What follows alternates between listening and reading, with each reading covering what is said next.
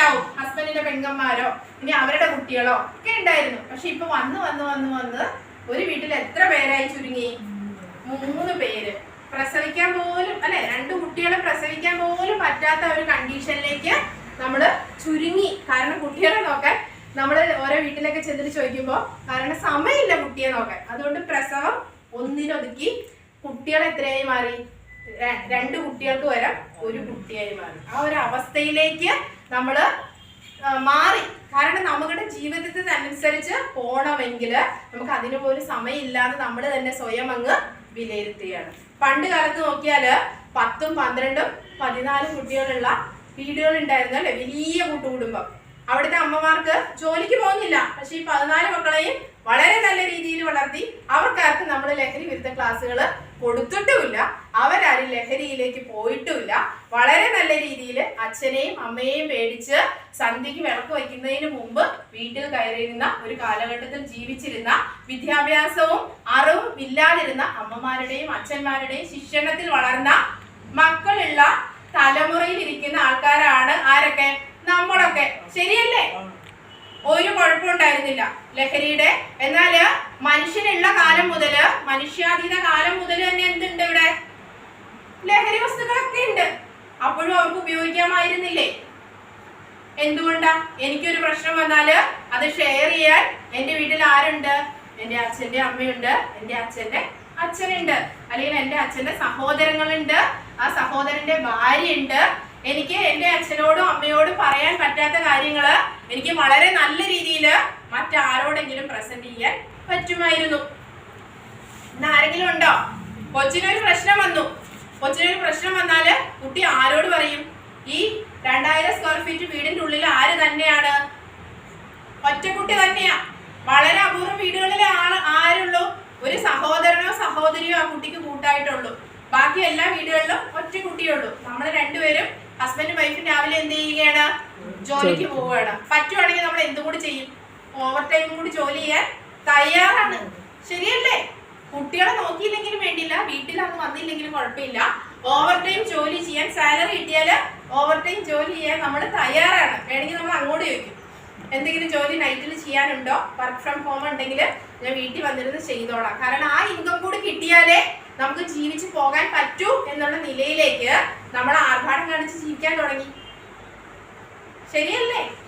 നേരത്തെ അച്ഛൻ മാത്രം ജോലിക്ക് പോയി കൂലിപ്പണി ചെയ്ത് അല്ലെങ്കിൽ കൃഷിപ്പണി ചെയ്ത് ജീവിച്ച വീട്ടിലെ ആൾക്കാരായ നമ്മൾക്ക് എല്ലാവർക്കും ഇന്ന് വീട്ടിലെ കുഞ്ഞു കുട്ടി ഒഴികെ ബാക്കിയുള്ളവരെല്ലാരും വർക്കിംഗ് പാരന്റ്സ്. എല്ലാവരും ജോലിക്ക് പോകുന്നുണ്ട്. എന്നിട്ട് പോലും നമുക്ക് ഈ അറ്റത്ത് നിന്ന് ആ അറ്റത്തേക്കൊന്ന് കൂട്ടിയെത്തിക്കാൻ പറ്റുന്നില്ല. വീണ്ടും ആരോട് പൈസ മേടിക്കണം? ഇല്ലെങ്കിൽ പേഴ്സണൽ ലോൺ എടുക്കണം, അല്ലെങ്കിൽ വരുന്ന മാർവാടികളോട് പലിശയ്ക്ക് പൈസ എടുക്കണം. കുട്ടികളുടെ ആവശ്യങ്ങൾ നിറവേറ്റി കൊടുക്കണമെങ്കിൽ ഇതൊന്നും പോരാതെ നമ്മൾ ഇന്നുവരെ ജീവിച്ചിട്ടില്ല. അതിൽ ഏറ്റവും ബഹുരസം ഈ ഞാൻ പറഞ്ഞതുപോലെ ഓവർ ടൈം ജോലി ചെയ്യുന്നു, അല്ലാതുള്ള ജോലികൾ ചെയ്യുന്നു. ഞാൻ കാണുന്ന കാഴ്ചകളാട്ടോ ഞാൻ ഈ പറയുന്നത്. കുറെ ചേച്ചിമാരൊക്കെ സൺഡേയിൽ കാറ്ററിംഗ് ജോലിക്ക് പോകുന്നു. ഇതിന്റെ ഇടയിലൊക്കെ ബാക്കിയുള്ള എല്ലാ ദിവസവും ജോലിയുണ്ട്. എന്നിട്ട് എന്ത് ചെയ്യുന്നു? സൺഡേയിൽ കാറ്ററിംഗിന് പോവുക. ഒരു ദിവസം പോലും വീട്ടിൽ ഇരിക്കാൻ സമയമില്ല. ഇത്രയും ഓവർ ടൈം ജോലി ചെയ്താലും അവരോട് നമ്മൾ ചോദിക്കുകയാണ്, നിങ്ങൾ ഒരു ദിവസമെങ്കിലും നിങ്ങൾക്ക് വേണ്ടി നിങ്ങളുടെ ഇഷ്ടത്തിനനുസരിച്ച് നിങ്ങളുടെ ആഗ്രഹങ്ങൾക്കനുസരിച്ച് ജീവിച്ചിട്ടുണ്ടോ? ഉത്തരം എന്താ? നോ. ചോദിക്കണതിന് മുമ്പ് തന്നെ അവർ പറയും ഇല്ല. എന്തുകൊണ്ട്? ആർക്ക് വേണ്ടി? ആരെങ്കിലും പറഞ്ഞോ നമ്മളോട് ജീവിക്കേണ്ടത്? പറഞ്ഞോ? നമ്മൾ സ്വയം അങ്ങ് തീരുമാനിക്കുക അല്ലേ? സ്വയം അങ്ങ് തീരുമാനിക്കുക നമ്മൾ എന്തിനു വേണ്ടിയാ. എന്നിട്ട് നമ്മൾ പറയണത് എന്താ? സാക്രിഫൈസ് ചെയ്യുക എല്ലാവർക്കും വേണ്ടി. ആർക്ക് വേണ്ടി? എന്റെ ഹസ്ബൻഡിന് വേണ്ടി, എന്റെ കുടുംബത്തിന് വേണ്ടി, എന്റെ മക്കൾക്ക് വേണ്ടി. അത് നെഞ്ചത്ത് കൈയടിച്ച് നമ്മൾ പറയും അല്ലേ? സാറേ ഞാൻ ജീവിക്കുന്ന ആർക്ക് വേണ്ടിയാ? 5-8 വീട്ടില് ജോലിക്ക് പോകുന്നുണ്ട്, ഹൗസ് മെയ്ഡ് ആയിട്ട് പോകുന്ന ആൾക്കാര് അല്ലെ, 5-8 ഫ്ലാറ്റിൽ പോകുന്നുണ്ട്.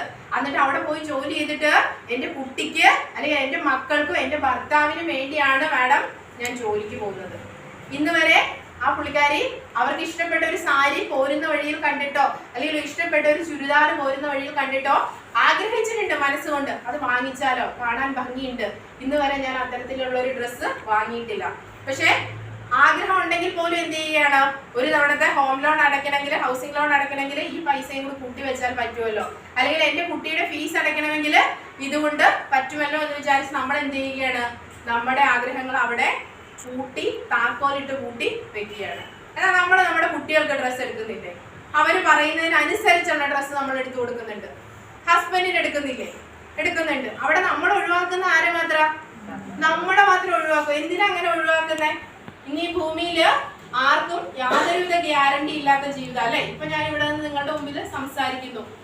ചിലപ്പോ ഈ സംസാരിച്ചുകൊണ്ടിരിക്കുന്നതിന്റെ ഇടയ്ക്ക് തന്നെ ചിലപ്പോ എന്തെങ്കിലും സംഭവിക്കാം. എനിക്കറിയില്ല, നിങ്ങൾക്കറിയില്ല, ആർക്കും അറിയില്ല. ദൈവത്തിന് മാത്രം അറിയാവുന്ന, നമ്മൾ വിശ്വസിക്കുന്ന ആ ഒരു ദൈവത്തിന് മാത്രം അറിയാവുന്ന ഒരു കാര്യം. ചിലപ്പോ ഞാൻ തിരിച്ച് പോകുന്ന വഴിക്ക് എന്ത് സംഭവിക്കുമെന്ന് എനിക്കറിയില്ല. അപ്പൊ അത്രയും ഗ്യാരണ്ടി ഇല്ലാത്ത ഈ ജീവിതത്തില് നമ്മളെല്ലാം സമ്പാദിച്ചു വെക്കുന്ന ആർക്ക് വേണ്ടിയാ? നമുക്ക് വേണ്ടിയാണോ? അല്ല. നമ്മുടെ ശ്വാസവും ജീവനും നമ്മുടെ നിലനിൽപ്പും ഒക്കെയാണെന്ന് നമ്മൾ അവകാശപ്പെടുന്ന, അവകാശം മാത്രമേ ഉള്ളൂ കേട്ടോ, ആണെന്നല്ല ഞാൻ പറഞ്ഞത്, നമ്മൾ അവകാശപ്പെടുന്ന നമ്മുടെ മക്കൾക്ക് വേണ്ടി. നാളെ അവർ നോക്കുമെന്ന് നമുക്ക് ഉറപ്പുണ്ടോ? യാതൊരുവിധ ഗ്യാരണ്ടിയും ഇല്ല. യാതൊരുവിധ ഗ്യാരണ്ടിയും ഇല്ല. ഇപ്പൊ വേണമെങ്കിലും അവരെന്ത് ചെയ്യാം? നമ്മളെ തള്ളി പറയാം. ആ രീതിയിലേക്ക് നമ്മുടെ മക്കള് വളർന്നിരിക്കുന്നു. ആ ഒരു ബോധത്തോടു കൂടി വേണം നമ്മള് മുന്നോട്ട് ജീവിച്ചു പോവാൻ നമ്മുടെ മക്കളെ സമീപിക്കാൻ.